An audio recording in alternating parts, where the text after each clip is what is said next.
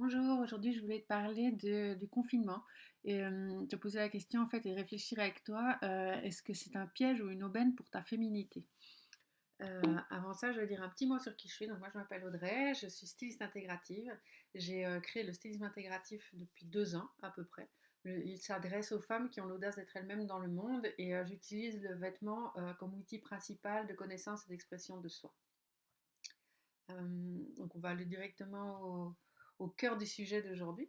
Et donc on va vraiment là commencer à envisager quel pourrait être le piège ou les pièges que représente le confinement pour ta féminité. Donc on peut remarquer qu'il y a un stress vraiment important qui a pu émerger au début en fait du confinement avec le fait que tu as dû t'adapter en fait à ces nouvelles conditions, mettre en place certainement une nouvelle organisation tout en perdant tes repères habituels.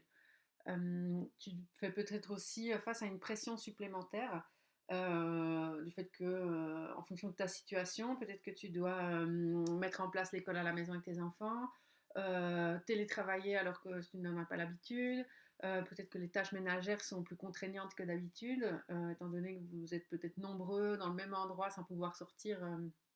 Voilà, ça peut rajouter aussi du travail au sein de la maison. Ou alors tu peux peut-être expérimenter une solitude dont tu n'as pas l'habitude. Et ce qui peut encore venir se rajouter en fait à ça, c'est le souci de tout faire à la perfection, jusqu'à vouloir réussir ton confinement. Euh, donc là, c'est vraiment de se poser des questions, comment faire pour que ce stress adaptatif il ne devienne pas chronique et qu'il ne crée pas un déséquilibre à long terme. Euh, c'est l'occasion, alors que tous les repères habituels ils se délitent, c'est vraiment pour moi l'occasion de trouver de nouveaux repères intérieurs pour toute cette période de confinement et pour après. Et donc, pour concrètement transformer ces pièges, donc de stress, de pression supplémentaire, de soucis de perfection, en une aubaine pour toi et ta féminité. Et là, j'ai une bonne nouvelle parce que euh, cette apparente monotonie en fait qu'on peut vivre pendant le confinement, où toutes les journées peuvent en apparence se ressembler, c'est vraiment une occasion de mieux te connaître. Et donc là, pour commencer, j'ai vraiment envie de t'inviter à réfléchir et à voir comment tu as changé depuis ces 3 semaines et demie de confinement. Voilà, c'est vraiment de te remémorer comment tu étais au tout début, comment tes journées sont passées et de voir si tu réagis différemment, vraiment ce qui change dans ta manière d'être avec toi-même, avec les autres, dans ce que tu as envie de faire ou pas. Et pourquoi est-ce que je te pose cette question? Parce que aujourd'hui, j'ai vraiment envie de te partager 5 clés pour mieux te comprendre, prendre soin de toi et utiliser ta puissance et tes dons créatifs. Euh, et c'est la première clé en fait que j'ai envie de te partager, c'est que tu changes en permanence. Tu changes tout le temps, même si peut-être que ça ne se voit pas à l'extérieur. Et encore, souvent, nous, en tant que femmes, on a le corps qui se modifie. En fait, on peut avoir les seins qui gonflent, le ventre. Il y a des choses imperceptibles qui peuvent se passer tout au long du mois. Mais en apparence, on reste quand même la même. Tu ne changes pas de visage. Voilà. Tu restes toi, mais tu changes en permanence.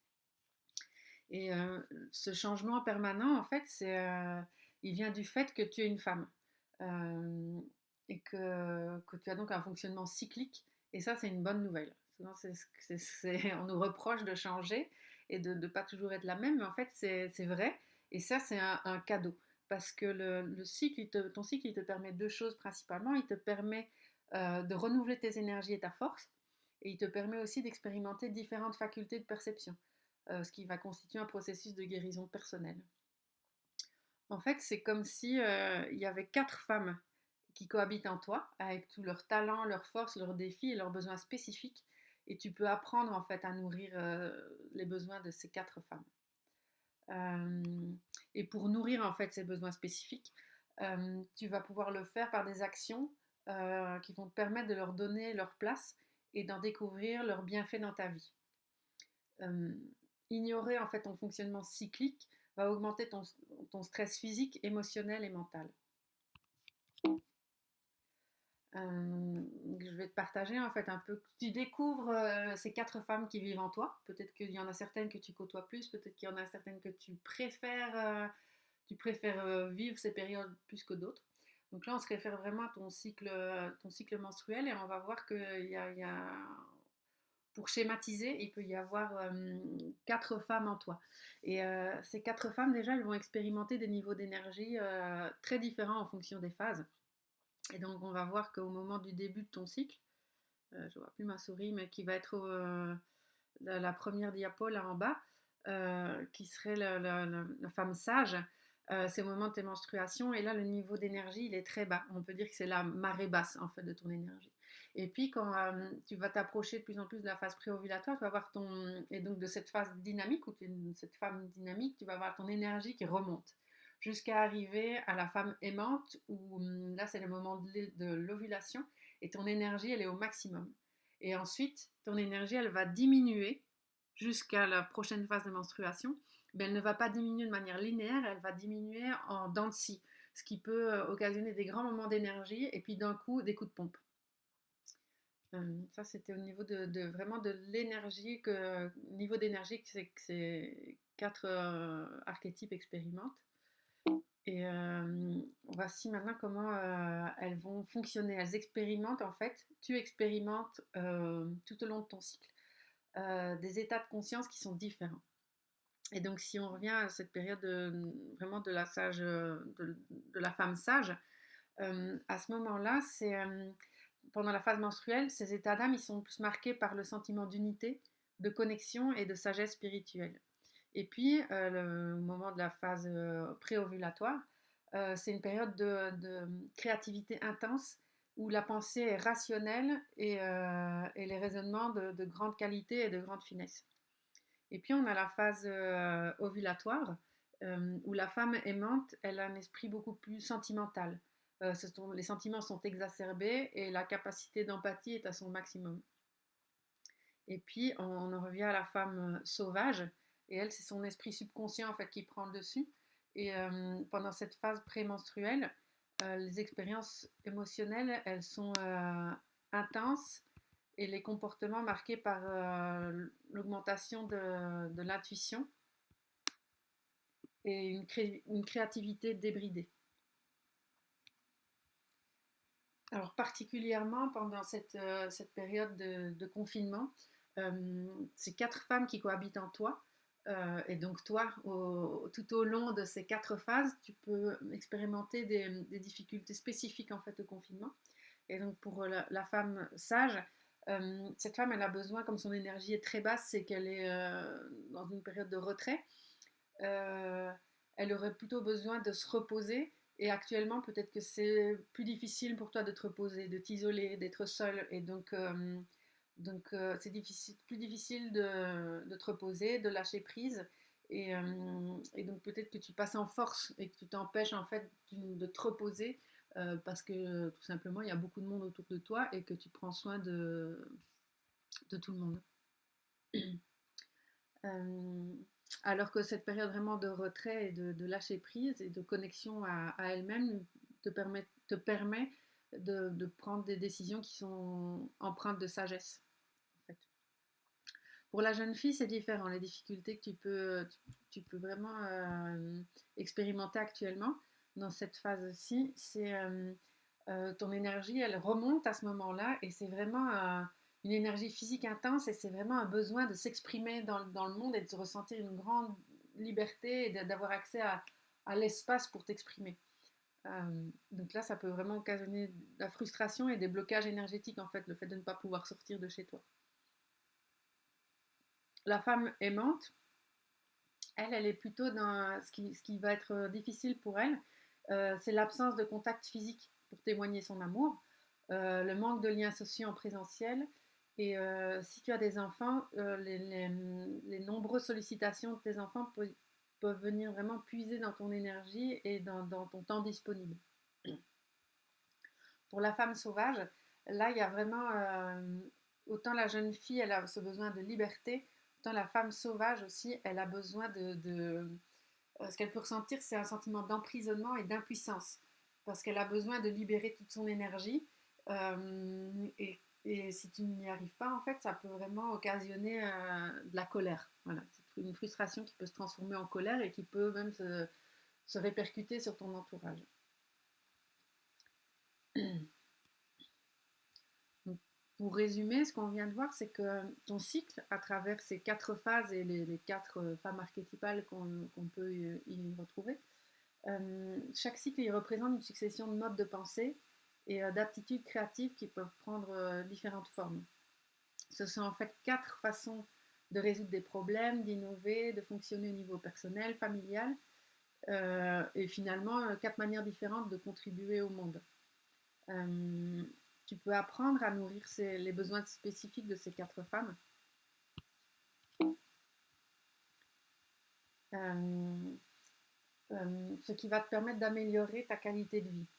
Ta qualité de vie au quotidien. Donc ça va être d'éviter les pétages de plomb et l'épuisement. Et tout au long de ta vie aussi, parce que c'est ce qui va te permettre de construire une vie riche de sens, épanouissante et une vie à travers laquelle tu peux contribuer. Alors tu vas pouvoir nourrir ces besoins spécifiques, que ce soit pour améliorer ton bien-être, ta vie de famille ou ta vie professionnelle. Évidemment, dans l'idéal, tu organiserais ta vie pour vivre totalement selon ta nature cyclique. Et même si tu tends vers cet objectif, il y aura toujours des contraintes qui t'empêcheront d'y parvenir à 100%. Ça, c'est quelque chose à prendre en compte. Et donc, est-ce qu'il faut abandonner parce que tu dis, ah ben je pourrais pas y arriver à 100%? Bien sûr que non. Voilà, certainement pas. Il y a vraiment des manières de pouvoir donner à chacun de ces 4 archétypes, ces 4 femmes en toi, ce dont elle a besoin par des actions simples et rapides. Donc là, je vais te donner quelques. Je vais trop vite. Je vais te donner euh, quelques exemples et quelques des données en fait dont tu as besoin pour pouvoir créer ces actions nourrissantes pour tes archétypes. Euh, Tout d'abord, les actions, elles doivent être adaptées à ta phase en cours. Voilà. Dans quelle phase de ton cycle tu es.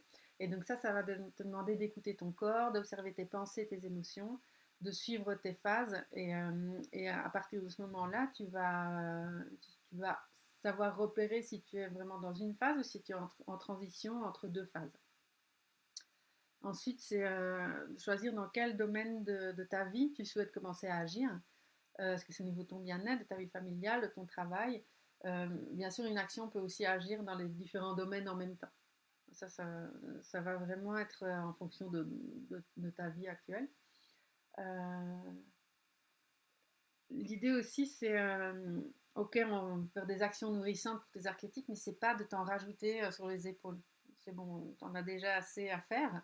Donc ces actions, elles doivent être simples, rapides, adaptées à ta réalité. Elles doivent être vraiment sur mesure pour que peut-être que ce sont des choses que tu fais déjà, mais tu les fais pas au bon moment, ou il y aurait juste des petites modifications à faire pour que vraiment tu donnes la place en fait à ces 4 archétypes dans ta vie et qu'elles se sentent entendues et qu'elles puissent s'exprimer à travers toi. Donc évidemment, plus ces actions seront précises et détaillées, plus ce sera facile de t'y mettre. Par exemple, si c'était pour commencer à mettre des actions dans le bien-être en place pour toi, je vais te donner quelques exemples que tu pourrais adapter. Donc, pour la femme sage, euh, c'est important pour toi, dans cette phase de cycle, de te donner la permission d'être plus lente, plus tranquille, d'en faire moins et de te reposer. Ça demande vraiment de laisser les autres faire leurs affaires sans que tu t'en mêles trop, en fait. C'est vraiment lâcher sur certaines choses. La femme dynamique, elle, au moment de la phase préovulatoire, elle a besoin de faire quelque chose qui l'amuse. Ce qui lui plaît aussi, c'est d'organiser, de planifier, et aussi de faire plus d'exercices physiques. La femme aimante, au moment de l'ovulation, elle, ce qui peut être important pour elle, c'est de dire merci, d'avoir une créativité pragmatique aussi en faisant quelque chose avec tes mains, et aussi de prendre soin de quelqu'un.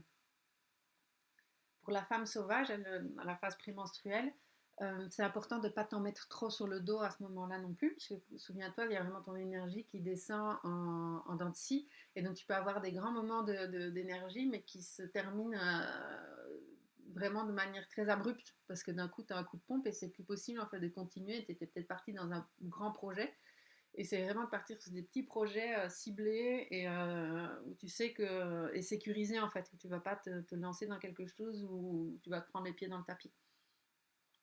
Ça peut être par exemple comme de mettre de l'ordre, mais dans un espace limité. Voilà, un tiroir, une planche d'étagère, voilà, pas te lancer dans un grand ménage de toute ta maison. Ça peut être aussi pour la femme sauvage de t'autoriser à dormir plus, c'est-à-dire te coucher plus tôt et te lever un peu plus tard. Alors comment savoir que l'activité que tu as mis en place, elle est alignée à la phase en cours. Tu vas ressentir en fait un soulagement du stress et aussi du bien-être et tout simplement tu vas te sentir bien, tu vas ressentir un certain bonheur. Euh,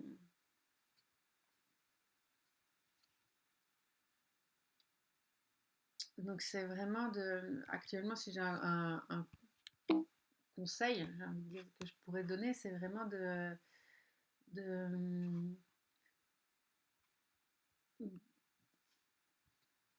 de prendre soin de tes besoins et de commencer à déployer ta féminité. C'est vraiment un moment très opportun où tu es peut-être seul ou à plusieurs. Si tu es seul, c'est vraiment l'occasion de te rendre compte comment tu fonctionnes et à quel point tu changes. Et si tu es à plusieurs, avec ta famille, ton compagnon, c'est vraiment une occasion, une opportunité de te connaître toi-même mieux, mais que ton entourage aussi te connaisse mieux, voilà, et puisse se rendre compte de comment tu fonctionnes. Ce que je peux te proposer, moi, c'est déjà si tu en ressens le besoin, en fait, chaque jour, j'envoie de l'énergie à travers mon Healing Book. Donc, c'est une pratique énergétique que je fais à distance où c'est vers 10 heures du matin, je prends un moment pour envoyer aux personnes qui sont inscrites dans mon Healing Book des symboles de guérison du féminin. Euh, donc je mettrai un lien en dessous de la vidéo si tu veux en faire partie. Je peux également t'envoyer des soins à distance, donc soit des soins qui vont être redonner de l'énergie dans un archétype particulier. Si là tu as entendu en fait, dans ce que tu as entendu, si tu as remarqué qu'il y avait un ou l'autre archétype qui n'en pouvait vraiment plus, je peux rapidement en quelques minutes t'envoyer un soin particulier pour redonner de l'énergie à cet archétype. Je peux aussi t'envoyer un soin qui va vraiment t'aider dans ta vie au quotidien, voilà, à guérir, à réharmoniser en fait ces quatre archétypes en toi.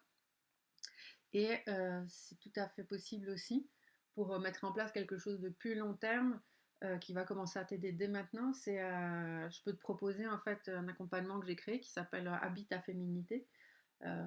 Et donc là, c'est un programme d'accompagnement pour exprimer concrètement les énergies et les états de conscience de chacune des quatre femmes qui habitent en toi, en utilisant notamment le vêtement comme outil.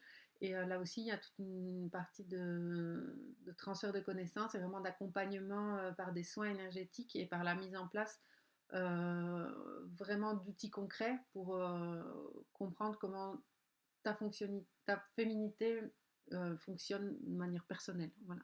C'est schématique ce que je t'ai expliqué, mais là on va vraiment voir dans cet accompagnement euh, comment ces archétypes ils s'expriment en toi et ce dont tu as besoin là maintenant et pour devenir autonome en fait, pour nourrir tes besoins tout au long de ta vie. Donc voilà, c'est terminé. Et donc aussi, je mettrai les liens en dessous de la vidéo. Et donc j'espère que ce que je t'ai partagé aujourd'hui va t'aider maintenant et puis tout au long de ta vie de femme. N'hésite surtout pas si tu as des questions à me les envoyer et j'y répondrai avec grand plaisir, soit dans un article, soit une vidéo. Ou, voilà, avec grand plaisir et à bientôt.